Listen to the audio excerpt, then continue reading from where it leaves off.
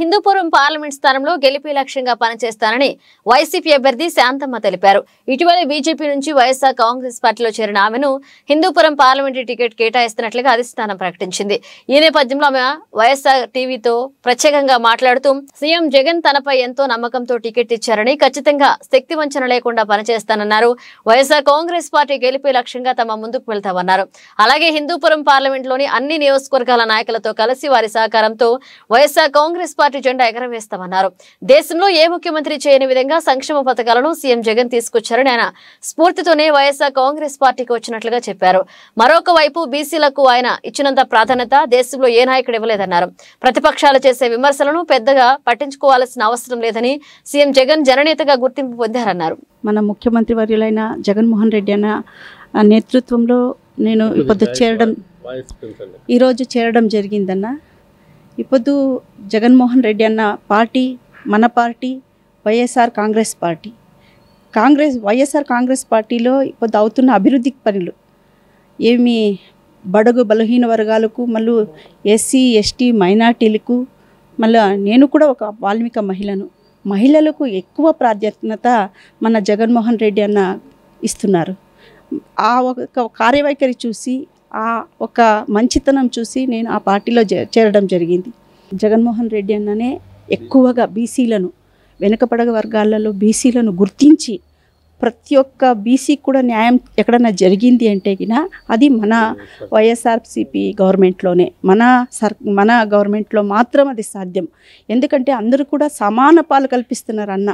SC ST minority BC అందరికి కూడా సమాన పాలు కల్పించే ఒక ఏదన్నా గవర్నమెంట్ ఉంటే అది మన వైఎస్ఆర్ కాంగ్రెస్ పార్టీ మాత్రం, మన జగన్మోహన్ అన్న మాత్రం చేయగలుగుతున్నారు. కానీ వేరే ఏ పార్టీ కూడా వెనక ఎన్నో తరాలుగా వచ్చినారు. బీసీలను ఒక న్యాయమూర్తి స్థానానికి కూడా అర్హులు కాదు అని తోసేసినటువంటి ఘటన మనం వెనక గవర్నమెంట్లో చూసినాం.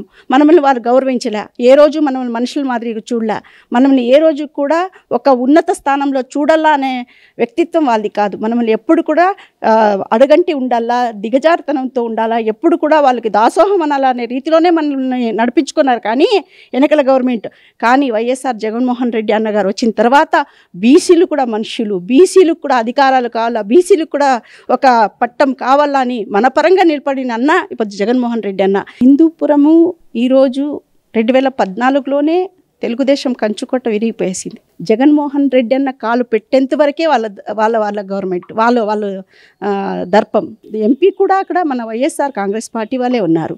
ఒక హిందూపురం తప్ప అన్ని నియోజకవర్గాల్లో మన ఎమ్మెల్యేలే ఉన్నారు, మళ్ళీ ఎంపీనే ఉన్నారు. అక్కడ అభివృద్ధి అనేది ఎక్కడికో చేరింది. మళ్ళీ మహిళలకు ఎక్కువ ఆద్యత ఇచ్చే గవర్నమెంటు వ్యక్తి ఎవరైనా ఉన్నారంటే పొద్దు జగన్మోహన్ రెడ్డి అన్న. మన నాయకుడు, మన అన్న జగనన్న ఉండేంత వరకు వేరే వాళ్ళు ఎవరన్నా రానేది, ఎవరన్నా కానీ ప్రతిపక్షమే, వాళ్ళని మనం ఎదుర్కొంటాం.